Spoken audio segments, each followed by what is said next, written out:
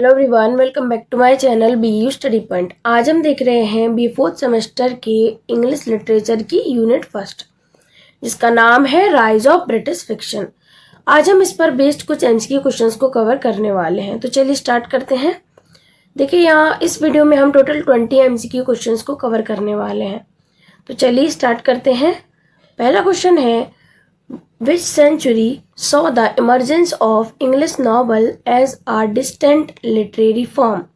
Options हैं 17th century, option B है 18th century, option C है 19th century and option D है 20th century।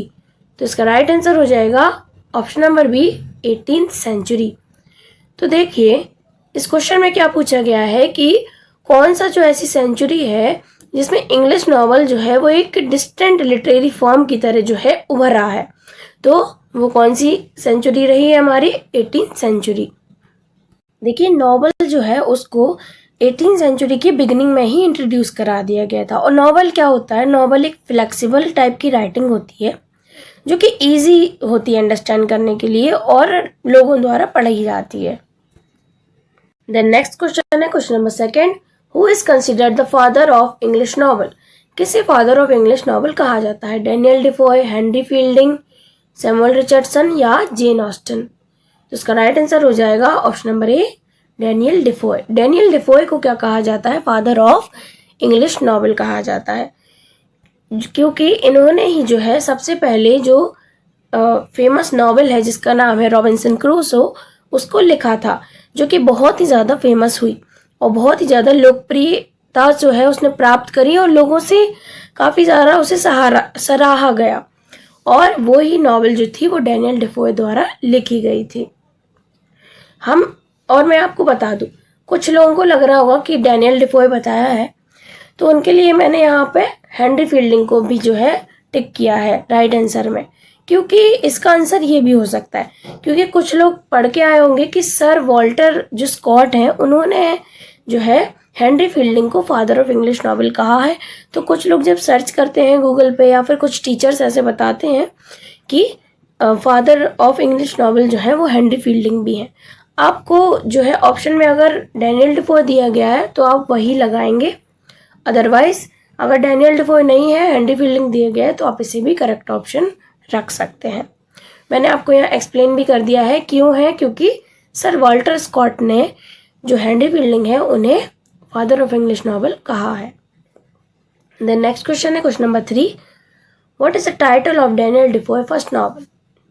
अभी मैंने आपको पिछले ही क्वेश्चन में बताया कि डैनियल डिफोय की फर्स्ट नॉवल कौन थी? Robinson Crusoe. रॉबिन्सन क्रूसो उनकी पहली नॉवल थी जिसने बहुत ज़्यादा लोकप्रियता प्राप्त की थी। तो इसका राइट आंसर है option number A, Robinson Crusoe.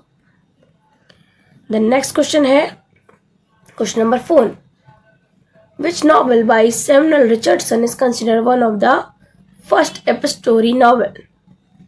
तो क्वेश्चन में पूछा गया है कि ऐसी कौन सी नॉवल है जो सैमुअल रिचर्डसन ने लिखी गई है जिसे सबसे पहली एपिस्टोरी नॉवल कहा गया है। एपिस्टोरली जो नॉवल होती है, एपिस्टोरली ये नॉवल जो होती है इसे एक लेटर के फॉर्म में लिखा जाता है, इसे ही एपिस्टोरली नॉवल कहा जाता है। तो इसका राइट आंसर है पैमेला। पैमेला वो उनकी सबसे पहली नॉवल थी जिसे एपिस्टोरली फॉर्म में लिखा गया था। सो इसका राइट आंसर यहाँ पे भी दिया है पैमेला। द नेक्स्ट क्वेश्चन है, who wrote the novel Tom Jones? Tom Jones जो नॉवल है उसे किसने लिखा है? तो इसका राइट आंसर है option number A, Henry Fielding. Tom Jones जो नॉवल है उसे हेनरी फील्डिंग द्वारा लिखा गया है। द नेक्स्ट क्वेश्चन है question number 6, What is the name of the fictional heroine created by Samuel Richardson? तो इसका राइट आंसर है पैमना एंड्रयूस। पैमना एंड्रयूस जो है वो उनकी फिक्शनल हीरोइन है जो किसके द्वारा क्रिएट की गई है? सैमुअल रिचर्डसन द्वारा। So right answer is Pamela Andrews. Question number 7 है, Which novelist is credited with creating the first English novel of manner? तो इस क्वेश्चन में पूछा गया है कि ऐसी कौन सी नॉवलिस्ट हैं जिन्होंने सबसे पहले जो है नॉवेल ऑफ मैनर का इस्तेमाल किया है या उसे बनाया है। तो इसका राइट आंसर है फ्रांसिस बर्ने। इन्होंने जो है सबसे पहले नॉवल ऑफ मैनर को जो है क्रिएट किया और उसका इस्तेमाल किया। द नेक्स्ट क्वेश्चन है, who wrote the gothic novel mysteries of Udolpho. मतलब ये गॉथिक नॉवल है। गॉथिक नॉवल मतलब होता है जिसमें भूत प्रेत की कहानियां होती हैं। तो यहाँ पूछा गया है कि who wrote the gothic novel the mysteries of Udolpho. इसे किसने लिखा है इस गॉथिक नॉवल को, जिसका नाम है द मिस्ट्रीज ऑफ उडोल्फो। तो इसका राइट आंसर हो जाएगा option number A Ann Radcliffe. ये इसका राइट आंसर है। इनके द्वारा लिखा गया mysteries of Udolpho. The next question है क्वेश्चन नंबर 9। देखिए इसमें कुछ समझाने वाला नहीं है, इसलिए मैं एक्सप्लेन नहीं कर रही हूँ। इन क्वेश्चंस में आपको मैं क्या ही एक्सप्लेन कर सकती हूँ। These questions have their direct answers, that's why I am not explaining that. Let's move to next question. Question number 9, which novel by Jane Austen begins with the line, "It is a truth universally acknowledged"। तो इस question में पूछा गया है कि Jane Austen द्वारा ऐसी कौन सी नॉवेल लिखी गई है जिसकी जो है स्टार्टिंग इस लाइन से होती है, "it is a truth universally acknowledge". तो इसका राइट आंसर हो जाएगा option number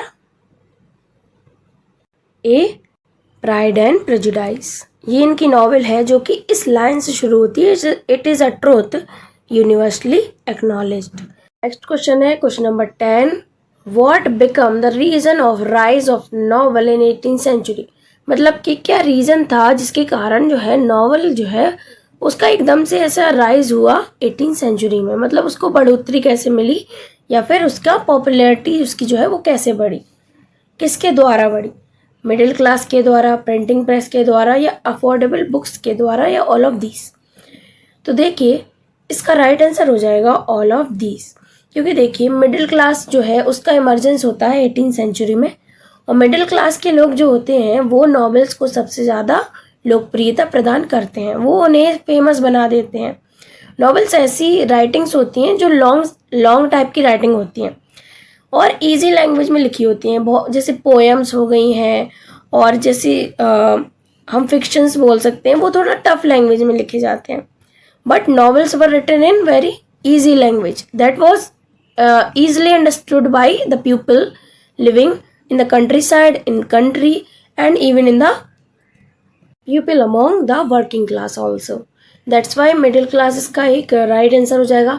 Then 18th century में जो है प्रिंटिंग प्रेस का आविष्कार होता है, उसका डेवलपमेंट होता है, तो वो जो है इसको नॉवेल्स जो होते हैं इनको बूस्ट प्रदान कर देती है।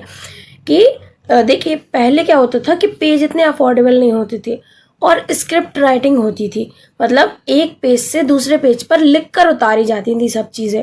तो उसमें देखिए काम का भी खर्चा होता था और बहुत मेहनत लगती थी। तो उस हिसाब से जो है हम कॉपीज़ को नहीं बना सकते थे। By the invention of printing press it was easy to prepare the copies of any kind of book और the novel. That's why printing press is also a very important aspect. Then it also made the books affordable. मतलब देखिए जब printing press आ गई है, आसानी से किताबें print हो पा रही हैं, तो बुक्स जो बिकेंगी या वो क्या होंगी, सस्ते दामों पर बिकेंगी, क्योंकि वो लिखी नहीं जा रही हैं, उन्हें प्रिंट किया जा रहा है।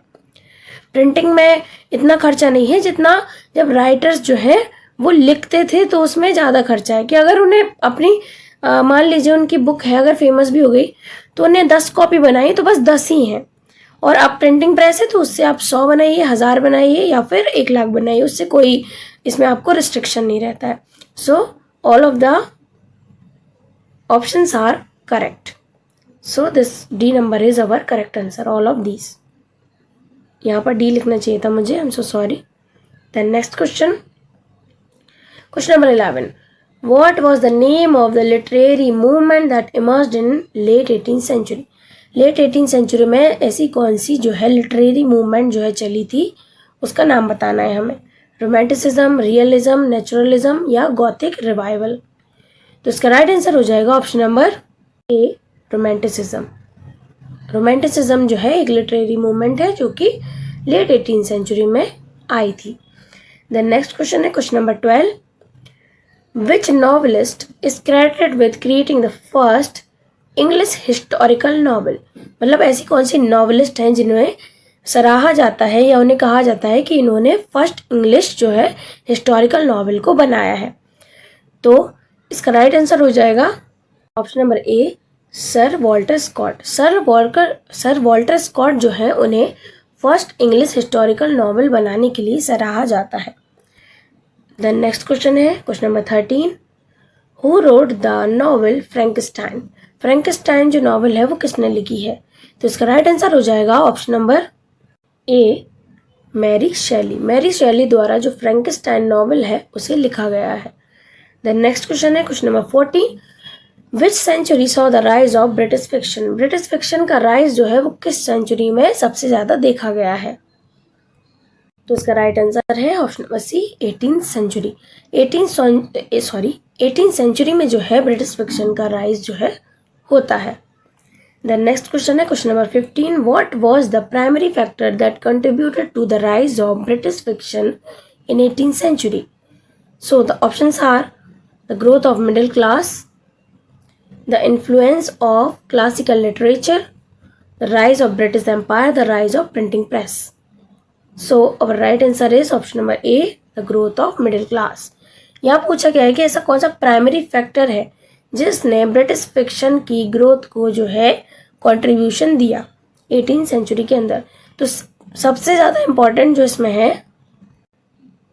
18th सेंचुरी के अंदर राइज होता है मिडिल क्लास का, मतलब उसकी ग्रोथ होती है। तो यही जो है सबसे बड़ा कंट्रीब्यूशन होता है 18th सेंचुरी में ब्रिटिश फिक्शन में, कि लोगों का जो मिडिल क्लास लोगों का इंटरेस्ट है वो बहुत ज़्यादा बढ़ जाता है किसमें? नॉवेल्स में। देन नेक्स्ट क्वेश्चन है question number 16, which term for literary movement emerged in 18th century characterized by emphasis on sentiment, emotion and beauty of the nature. मतलब ऐसी कौन सी जो है लिटरेरी मूवमेंट जो कि 18th सेंचुरी में आती है जो कि एम्फेसाइज करती है, मतलब जोर देती है किस पर? सेंटिमेंट्स पर, इमोशन पर और नेचर की जो ब्यूटी होती है उस पर। तो इसके ऑप्शंस हैं romanticism, realism, new classicism and sensibility. तो इसका राइट आंसर हो जाएगा option number D, sensibility. Sensibility जो है किस पर जोर देती है? सेंटिमेंट्स पर, इमोशंस पर, ब्यूटी ऑफ नेचर पर। आप इससे भी याद कर सकते हैं, सेंटिमेंट मतलब सेंसिबिलिटी, मतलब मैं आपको याद करने के लिए बता रही हूँ technique, otherwise you can go by normalizing that. The next question is which one of them is an example of realistic novel. Realistic novel का एग्जाम्पल बताना है। Pamela, Tom Jones, Robinson Crusoe, Gulliver stable. तो इसका right answer हो जाएगा option number C, Robinson Crusoe. Robinson Crusoe इसका right answer है। ये एक एग्जाम्पल है किसका? रियलिस्टिक नॉवल का। देन नेक्स्ट क्वेश्चन है question number 18, which one of them is an example of epic novel. इनमें से बताना है कि कौन सा जो है एपिक नॉवल का एग्जाम्पल है। ऑप्शन हैं डेविड कॉपरफील्ड, एमा, टॉम जोन्स या फिर एनिमल फार्म। तो इसका राइट आंसर हो जाएगा option number C, Tom Jones. Tom Jones जो है वो एक एपिक नॉवल का एग्जाम्पल है। देन नेक्स्ट क्वेश्चन है question number 19, which novel by Jane Austen is set in the fictional town Mansfield Park. तो इसके ऑप्शंस हैं Mansfield Park, Pride and Prejudice, Sense and Sensibility या फिर एमा।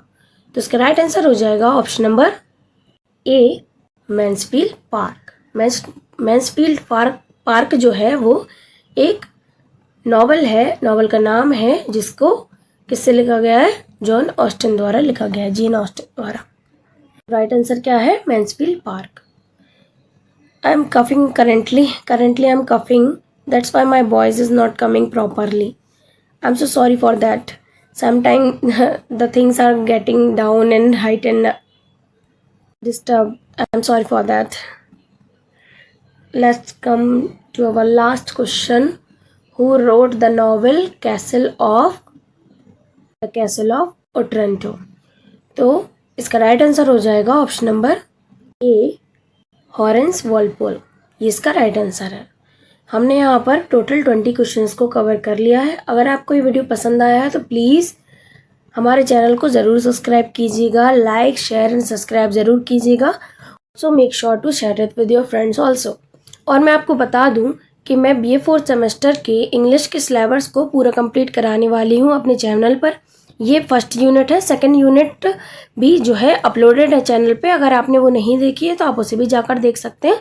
और जल्दी से जल्दी मैं आपका पूरा सिलेबस जो है वो कंप्लीट करा दूंगी। तो इसलिए अगर आपने चैनल को अभी तक सब्सक्राइब नहीं किया है तो प्लीज़ चैनल को सब्सक्राइब ज़रूर कीजिएगा, ताकि जैसे ही वीडियो अपलोड हो आपको तुरंत नोटिफिकेशन मिल सके। So I hope you like the video. If you like the video, please make sure to like, share and subscribe to our channel BU Study Point. Let's meet in the next video. Thank you for watching.